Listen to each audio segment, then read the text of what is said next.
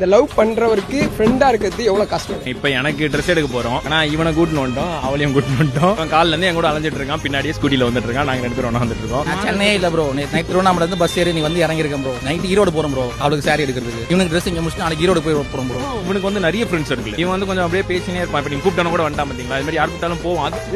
அந்த மாதிரி இவன் வந்து கொஞ்சம் எல்லாருக்கிட்டே ஃப்ரெண்ட் ஆயிடுவான் ப்ரோ. எனக்கு அப்படி இல்ல, எனக்கு கொஞ்சம் இன்ட்ரோவர்ட்டா கொஞ்சம் பேசுறது கஷ்டப்படுவேன். இவன் இருக்கும்போது கொஞ்சம் நல்லா பேசிடுவேன். அதனால இவன் யாருக்குன்னா போய் கேங்கா சேர்ந்துட்டானா ஏதாவது ஃபோன் பண்ணி சென்டிமெண்டா பேசி கூட்டிட்டு வந்துடுவேன்.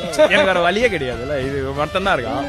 ஆள் இருக்கு அங்க போகாம இவரே எனக்கு ஊர்ல இருக்கிற பசங்க சின்ன வயசுல ஒன்னா இருப்போம். பசங்க கூட இன்ஸ்டால போஸ்ட் பண்ணா அது கீழே வந்து சூப்பர் ப்ரோ காங்கிராட்ஸ் அப்படின்றான் ப்ரோ. வந்து ஏதோ இவனை விட்டுட்டு போற மாதிரி பேசிட்டு இருக்கான் ப்ரோ. அது இப்ப எனக்கு போடுறதுக்கு போஸ்ட்டுக்கு ஆள் இல்லையாடா, நீ மட்டும் தான் இருக்க. என் இன்ஸ்டாகிராம் போஸ்ட் எடுத்து பாத்தீங்கன்னா என் லவருக்கு ஒரே ஒரு போட்டோ இருக்கும், இவன் கூட ஒரு 3-4 போட்டோ நாங்க 2 பேரும் போட்டுருப்போம். அதனால எனக்கு இருக்க ஒரே ஃப்ரெண்டு, வேற வழியே இல்ல. இவனை எவ்வளவு நாள் முடியுமோ கடைசி வரைக்கும் வச்சுதான்.